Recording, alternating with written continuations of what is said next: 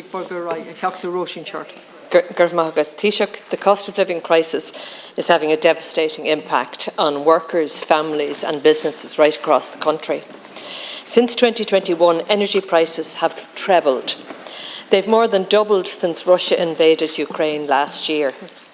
Average energy costs for consumers are now a staggering €4,300 per year. Everyone getting their gas and electricity bills in recent weeks will have been shocked by the amounts. As consumers suffer, energy companies are profiteering from this crisis and making what can only be described as obscene profits. At what point, Taoiseach, will you say enough is enough? These relentless price increases cannot continue.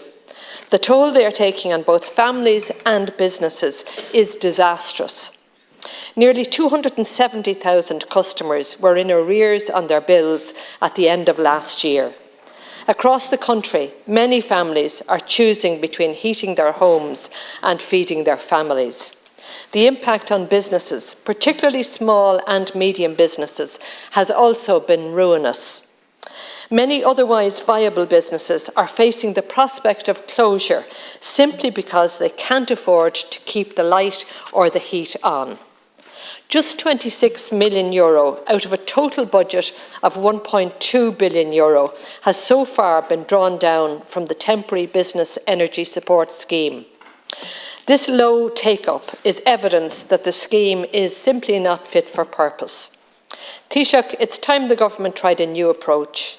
A targeted energy price cap would cap the price of average energy usage for both businesses and households.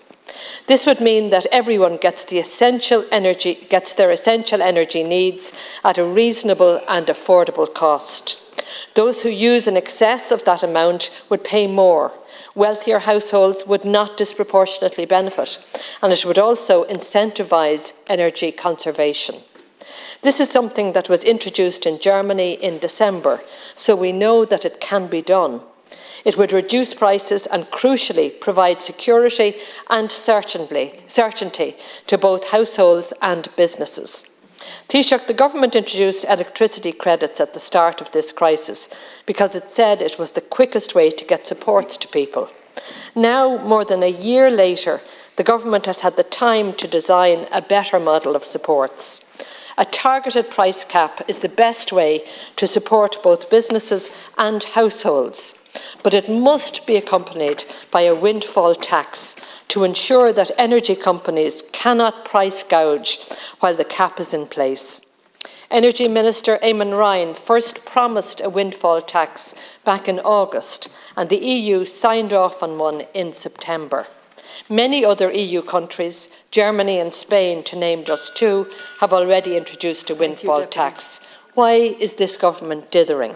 So I have two questions. Tomorrow the Social Democrats are bringing forward a motion calling for targeted energy price caps. Will the government support our motion and introduce them? And secondly, when will we see the long-promised windfall tax finally being introduced? Thanks, Deputy. I just wanted to acknowledge the enormous pressure that a lot of people, a lot of families and a lot of businesses are under because of the rise in energy costs. And we've seen a dramatic rise in energy costs over the past 2 years, almost entirely driven by international factors, exacerbated by the war in Ukraine, but other factors related to that as well. And I think, in fairness, a lot has been done by the government to help people with the rising cost of living. I might read them out later, but I can identify 25 individual measures alone that the government has introduced only in the past year or so to help people with the cost of living in lots of different ways.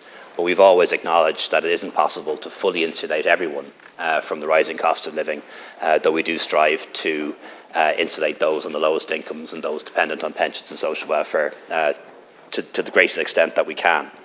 The Deputy mentioned earlier on the fact that some energy companies will be making very large profits this year, or essentially will be making very large profits last year and this year because of the high cost of energy.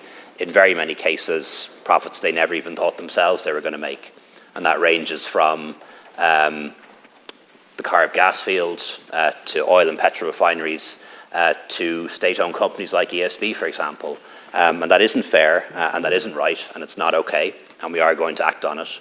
When it comes to state companies making very, very large profits, we can use the dividend system to take a special dividend and use that money to help families and businesses with the cost of living.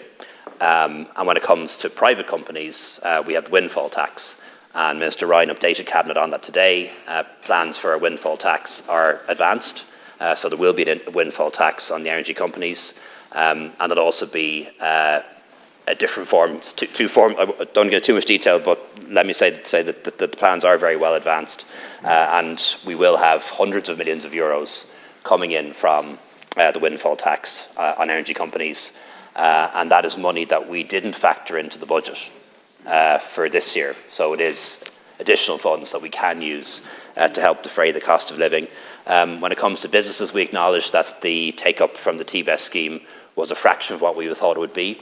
So Minister McGrath and Minister Coveney are working on enhancements to that scheme so that more businesses qualify and that they get larger amounts, because we acknowledge that the take-up for that scheme and the drawdown from that scheme has been a fraction of what we thought it would be.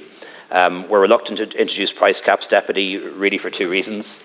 First of all, they're very hard to cost. Essentially, if you put in a price cap, the government says this is the cap you have to pay, but we'll pay the rest no matter what it is. And even if it's limited and targeted, it's very, very difficult to work out what that would cost, and there's big risks involved in that. It's essentially a contract for a difference. You'll remember that in relation to Anglo-Irish Bank. And while you gave examples of Germany and Spain, for example, it's also something that the Truss government tried in Britain, and that didn't work out so well. Thanks, Taoiseach. Well, I welcome the indication that we are moving to a windfall tax, however late in the day. So I'd like to ask you, what's the timescale now for the introduction of a windfall tax, and will that be retrospective? Now, you've already spoken about the main energy companies and the extent of the profits they've been making. We know that in the first 6 months of last year, the ESB, for example, made profits of €390 million, and yet they imposed 3 separate price hikes during last year. In relation to Bord Gáis, their profits went up by 74%. In the first 6 months of last year, and they increased electricity prices on 4 separate occasions and gas prices on 5 occasions. So look, it's time to call halt. Taoiseach, do you not accept that?